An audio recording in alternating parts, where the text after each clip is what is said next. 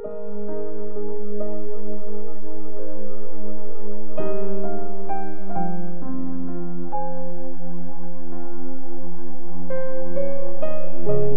chapter 28. Ang hatol sa hari ng Tyre. Sinabi sa akin ni Lord, "Tao, sabihin mo sa hari ng Tyre na akong si Lord God ang may sabi nito. Sobrang yabang mo, feeling mo Diyos ka. Sinabi mong para kang Diyos na nakaupo sa trono at naghahari sa gitna ng dagat. Nagpapanggap kang Diyos pero tao ka lang at hindi Diyos.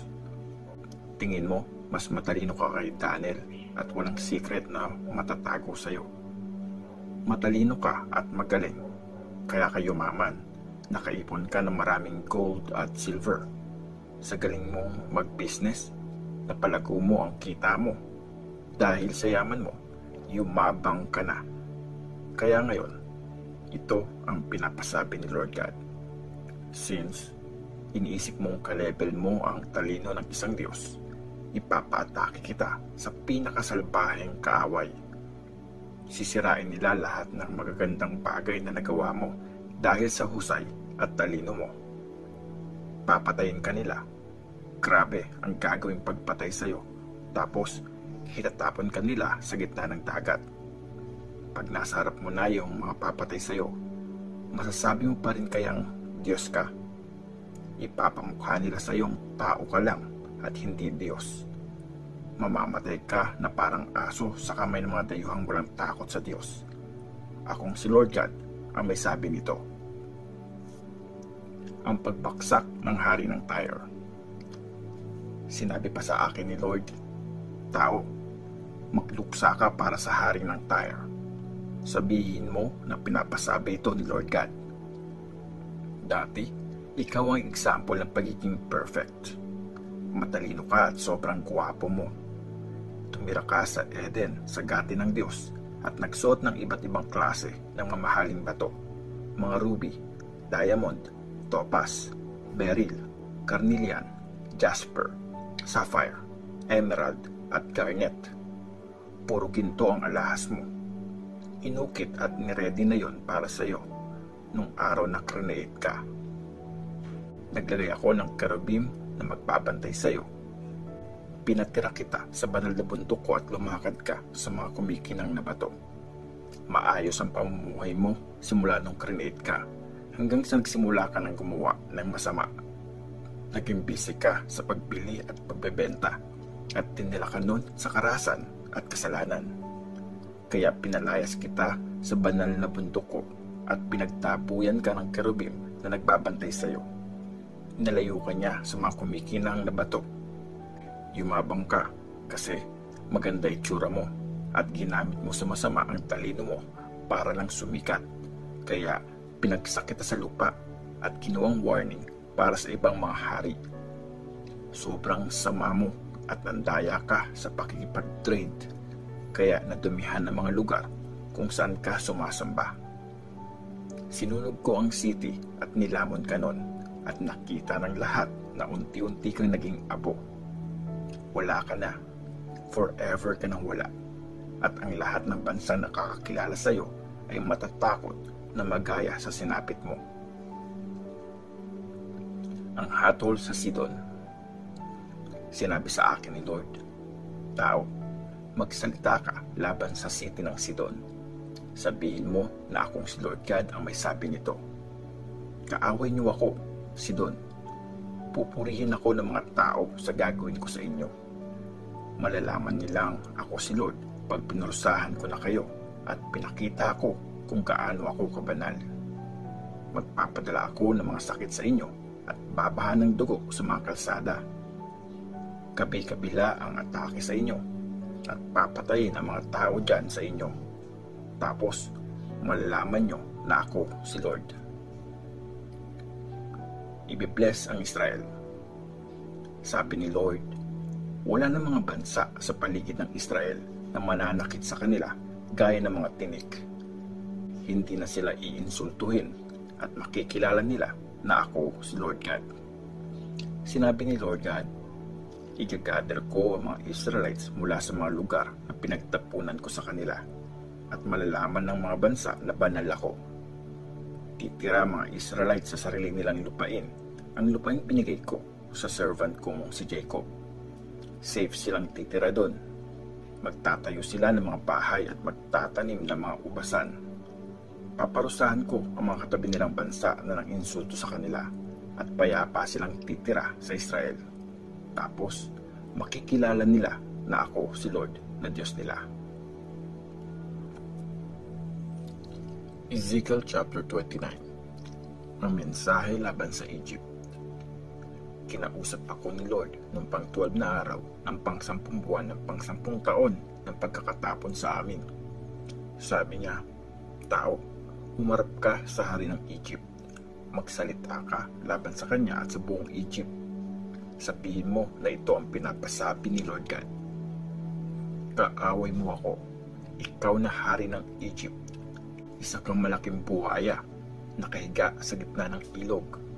Sabi mo, akin ang ilog ng Nile, ako ang gumawa nito. Sasabitan kita ng hook sa panga at sa kaliskis mo, kakapit ang mga isda. Hihilahin kita paahon dyan sa sapa, kasama ang mga nakakapit sa iyong isda. Itatapon kita sa may desert, pati yung mga isdang nasa ilog mo. Babaksak ka sa lupa, iiwanan ka at hindi ililibing. Sa mga ibon at hayop, ibibigay kita at ipapakain. Tapos nun, malalaman ng lahat ng nakatira sa Egypt na ako si Lord." Sabi pa ni Lord, "Kayong mga Egyptians, umasa sa inyo ang mga Israelites pero hindi nyo sila tinulungan. Para kayong malambot na tungkod. Nabali kayo nung pinangtukod nila kayo kaya nasugatan ang mga kamay nila.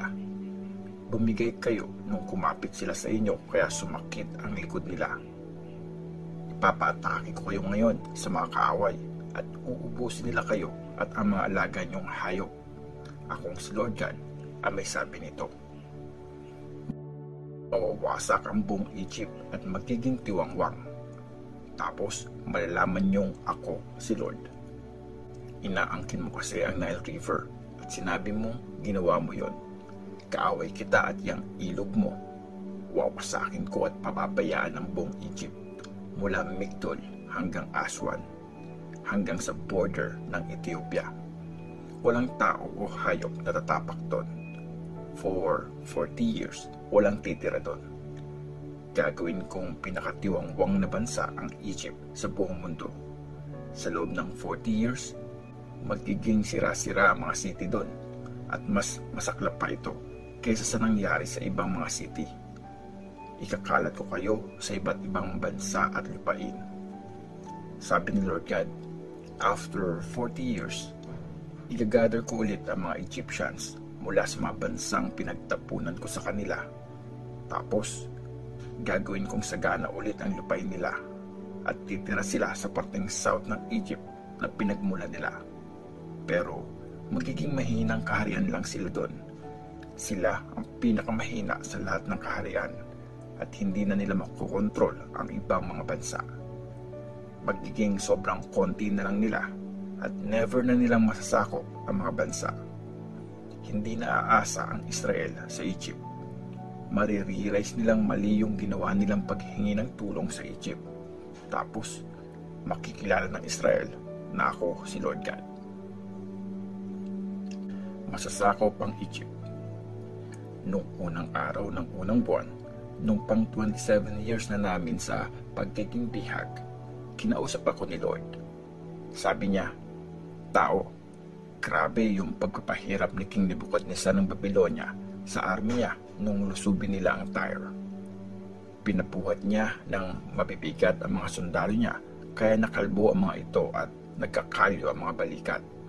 Pero lahat sila walang napala. Kaya ipapasakop ko kay King Nebuchadnezzar ang lupain ng Egypt. Kukunin niya ang lahat ng yaman ng Egypt at iyon yung ipambabayad niya sa army niya. Akong si Lord God ang may sabi nito. Ang Egypt ang ipambabayad ko sa pagkatrabaho niya sa akin. Akong si Lord God ang nagsabi nito. Sa araw na yon, palalakasin ko ang bayang Israel. At ikaw, Ezekiel, magsasalita ka at papakinggan ng lahat ang sasabihin mo. Tapos, makikilala nilang ako si Lord. Ezekiel chapter 30. Paparusahan ng Diyos ang Egypt. Sinabi sa akin ni Lord, tao, magsalita ka. Sabihin mo sa Egypt na ito ang pinapasabi ni Lord God. Humagulgol kayo. Parating na ang malagim na araw. Malapit na ang araw na yon, ang araw ng pagkilos ni Lord. Sa araw na yon, didilim ang langit at ang mga bayan ay hahatulan na. Ang lupain ng Egypt ay gegerahin at ang Ethiopia, paghihirap ang sasapitin. Maraming tao sa Egypt ang papatayin, ang mga yaman doon ay nanakawin, at ang pundasyon nito ay wawasakin. Mamamatay din sa gera ang mga binayarang sundalo mula Ethiopia, Libya, Lydia, Arabia, Kub at ang bayan ko. Sabi ni Lord, mamamatay ang lahat ng kampi sa Egypt. Babaksak ang pinagyayabang niyang kapangyarihan. Mula Migdol hanggang Aswan, mamamatay ang lahat sa espada. Akong si Lord God ang nagsabi nito. Magiging pinakatiwangwang lupain ng Egypt sa buong mundo at iiwanang wasak-wasak ang mga city niya. Malalaman nilang ako si Lord pag sinunog ko ang Egypt at pinabagsak ko ang lahat ng kakampi niya. Sa araw na mawasak ang Egypt, magpapadala ako ng mga messenger na sakay ng mga barko para takutin ang mga walang kamalay-malay ng taga-Ethiopia. Sobra silang matatakot sa mababalitaan nila. Malapit na ang araw na yon. Sabi pa ni Lord God, gagamitin ko si King Nebuchadnezzar ng Babylonia para ubusin ang mga tao sa Egypt. Siya at ang walang awang army niya ang wawasak sa lupain. Espada nila ang gagamitin laban sa Egypt at kakalat sa lupain ang mga bangkay. Pagtutuyuin ko ang Nile River at ipapakontrol ko ang Egypt sa masasamang tao. Ipapawasak ko sa mga dayuhan ang buong bansa. Akong si Lord ang may sabi nito. Sabi pa ni Lord God, wawasakin ko ang mga Diyos-Diyosan at ang mga rebulto sa Memphis. Wala nang mamumuno sa Egypt at mapupuno ng takot ang buong lupain.